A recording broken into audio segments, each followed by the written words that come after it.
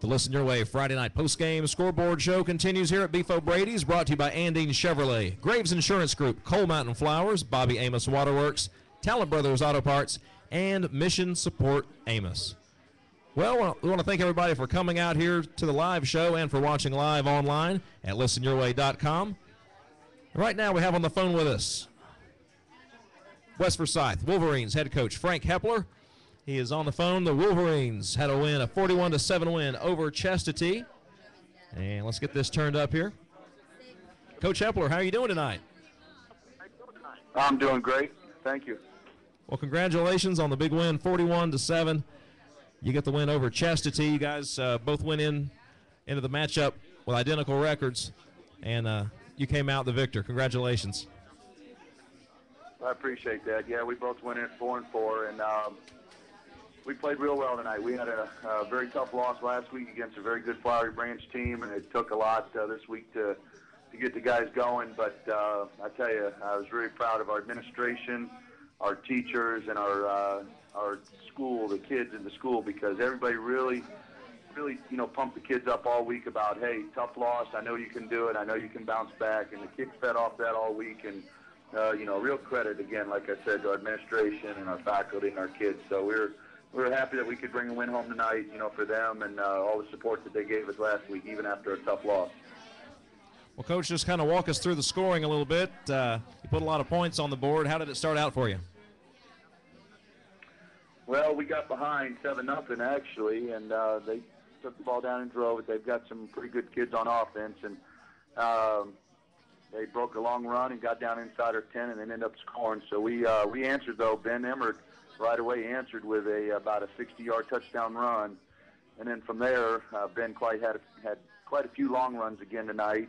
And we also blocked the punt, and Trevor Guthrie on defense intercepted a screen pass for a touchdown on our defense. So we had scoring from a lot of different people tonight. But, again, Ben Emmert led us. He rushed for over 150 yards again, which is putting him close to almost 1,500 yards for the season. And he's been just the standout on offense. It's tough to stop him, and definitely a Division I type kid here.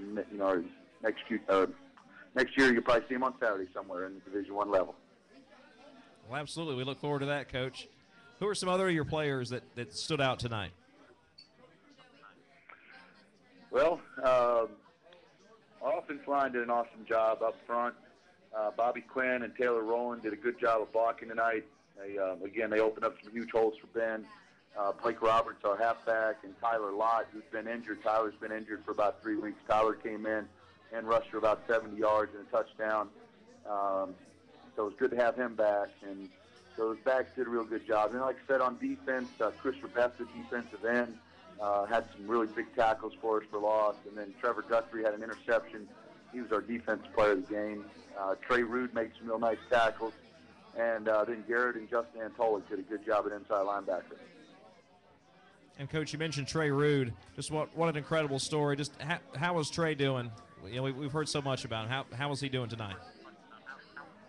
Trey is doing excellent. He is, his battle with cancer is ongoing, and he will leave us after next week and go back to Germany for another round. And it was funny after the game. We were all very disappointed and upset, and Trey was too last week, losing the Flowery Branch, which would have probably put us in the playoffs. And his dad said, well, Coach, he said, I may be the only one in the stadium okay with you guys losing, because I don't think I could have gotten Trey back on that plane to Germany if we were playing in the playoffs the week after the season ended, because that's when he had to go back to Germany. So that put things in perspective, and he's just an awesome young man that's just battling and doing a great job, and we just love to see him out on the field there and getting a chance to play. And good thing lately, some of the college coaches even are coming in and talking about, trying to bring him in next year to maybe play on the college level. So that's exciting. I know football is really keeping him going and keeping something to focus on besides his treatments.